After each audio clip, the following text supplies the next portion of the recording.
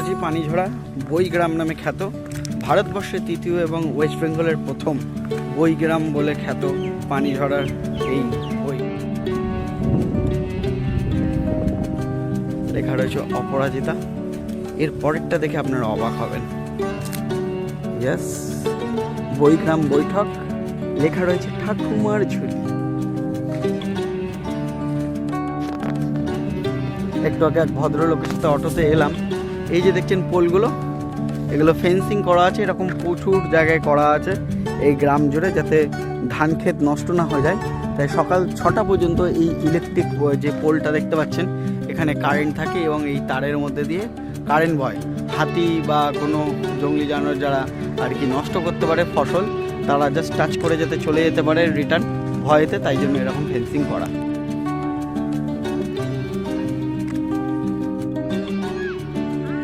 ওই গ্রাম পানিছড়া দেখতে পাচ্ছেন লেখা রয়েছে। আর আস্তে আস্তে পার্থ সাহেবের সাথে যাবেন।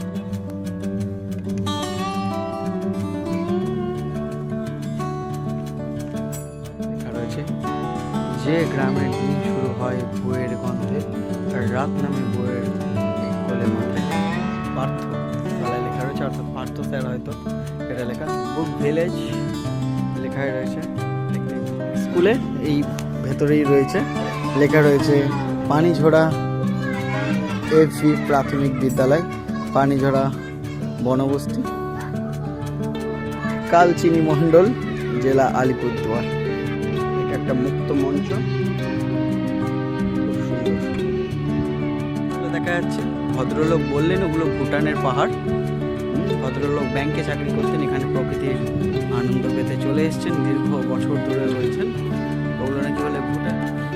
অনেকক্ষণ ধরে আছি, বিশ্বাস করুন, এখানে পলিউশন নেই বললেই চলে, এত সুন্দর এয়ার। মানে কলকাতার নিঃশ্বাস প্রশ্বাস এবং এখানে নিঃশ্বাস প্রশ্বাস নিচ্ছি আকাশ এবং পাতাল।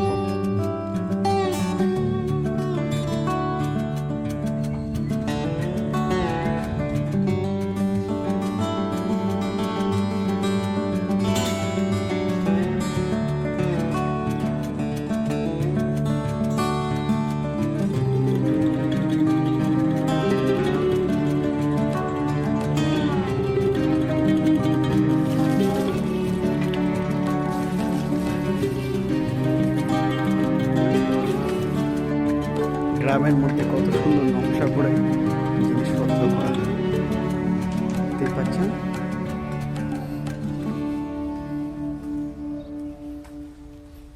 সচেতনতার জন্য কত কিছু এঁকে রেখেছে, লিখে রেখেছে।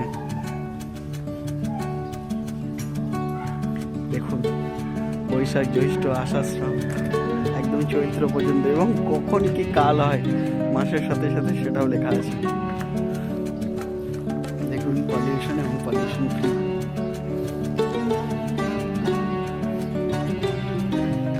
বই ধরো বই পড়ো, পুরো গ্রামটাই এই জন্যই নাম হয়তো বইগ্রাম।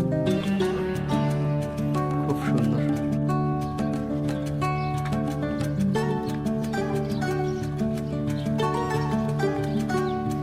দেখতে পাচ্ছ, এই সেলফটার ভেতরে রয়েছে কিছু বই। তো সেলফটা একবার খুলি, দেখতেই পাচ্ছ কি কি বই রয়েছে। জুনিয়রদের বেসিক কম্পিউটার, এবং এখানে রয়েছে প্রথম মাতৃভাষা শেখার। আর এই হচ্ছে আরো অনেক কিছু বই, বইয়ের পর বই, বইয়ের পর বই। গণিত সাথী, এরকম প্রচুর বই রয়েছে এখানে। গণিত পাঠ, কিশোর ও সাহিত্য পাঠ, এরকম এইদিকেও বেশ কিছু বই রয়েছে। কিশোর পাঠ, বাংলা নবকিশোরায়,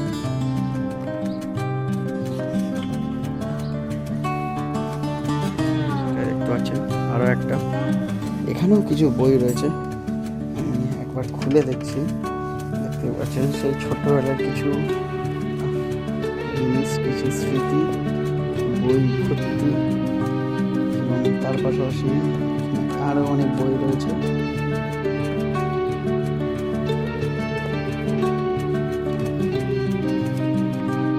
একটা জিকে রয়েছে 2022 সালের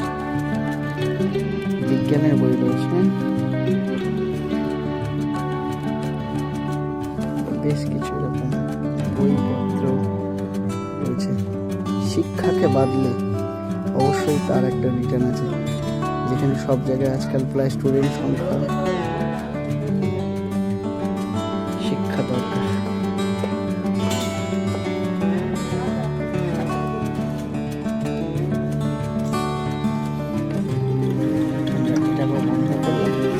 এই সোলার আলোগুলো তাহলে অটোমেটিক জ্বলে ওঠে, 6টার সময় অটোমেটিক জ্বলে, আবার লিভে যায় কটায়?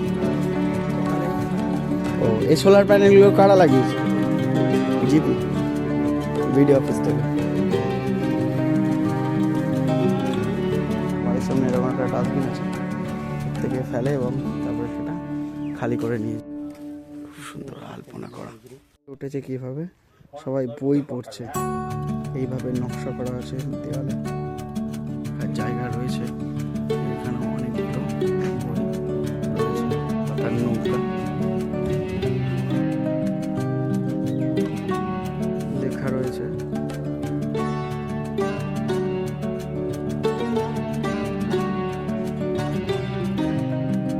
এই বাড়িটার অনেক গাছ দেখতে পাচ্ছি, পল্লী সমাজ লেখা বাড়িটার নাম। এখানেও দেখছি একটা বই রয়েছে। এখানে অদ্ভুত একটা জিনিস, এখানে আবল তাবল রয়েছে, বিখ্যাত বই আবল তাবল, সুকুমার রায়ের লেখা আবল তাবল একটা বই আমি দেখতে পেলাম। ওয়াও, খুব সুন্দর। এবং এছাড়া সুকান্ত ভট্টাচার্য, প্রাক্তন মুখ্যমন্ত্রী বুদ্ধদেব ভট্টাচার্য কাকা সুকান্ত ভট্টাচার্যের একটা বই দেখতে পাচ্ছি। এছাড়া আরও অনেক কমিক বই রয়েছে, খুব সুন্দর গল্পের মাধ্যমে পড়াশোনার জায়গা কিন্তু এখানে রয়েছে। এটা ভারতবর্ষের, আবারও বলি, ভারতবর্ষের তৃতীয় এবং ওয়েস্ট বেঙ্গলের প্রথম বই গ্রাম। ভোরের পাখি, নরেন্দ্র চক্রবর্তী, এরকম প্রচুর আপনাদের চেনা পরিচিত বই রয়েছে। আবার একটা বই, এরকম প্রচুর, প্রত্যেকটা বাড়ির সামনেই দেখতে পাচ্ছি, অধিকাংশ বাড়ির সামনে রয়েছে 100 বছরের শেখা সেরা সরস গল্প। আচ্ছা, সঞ্জীব চট্টোপাধ্যায়ের বই রয়েছে। দেখুন এখানে কিছু জ্যামিতিক চিত্র রয়েছে, চিত্র। এখানেও বই পড়া, বই অভ্যাস, বই পড়া শিখিয়ে তুলেছে।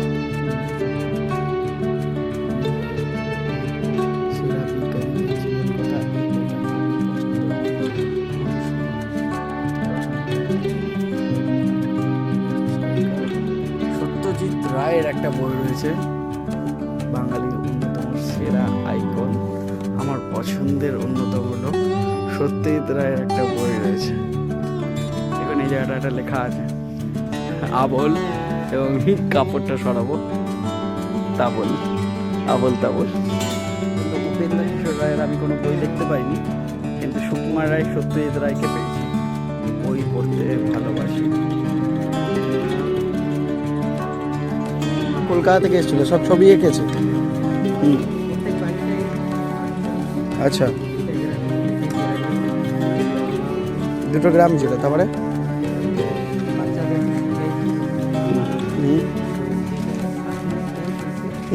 বাচ্চাদের আমাদের গ্রামে যে বাচ্চারা আছে ওদেরকে শিখাইছে ওরা পাঠানো। এই যে দেখুন পার্থ স্যার রয়েছে, এখানে একটা ব্যানার দেখলাম, ব্যানারে পার্থ স্যারকে দেখতে পাচ্ছি।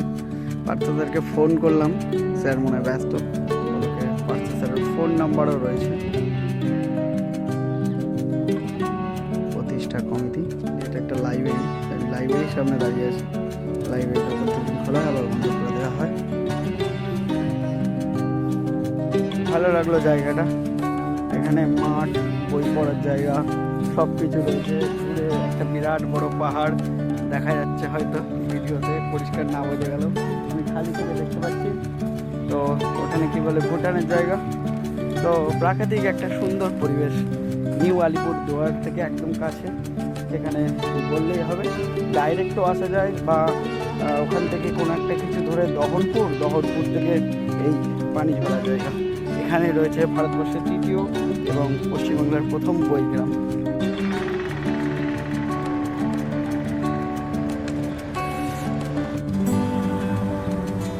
আপন কথা।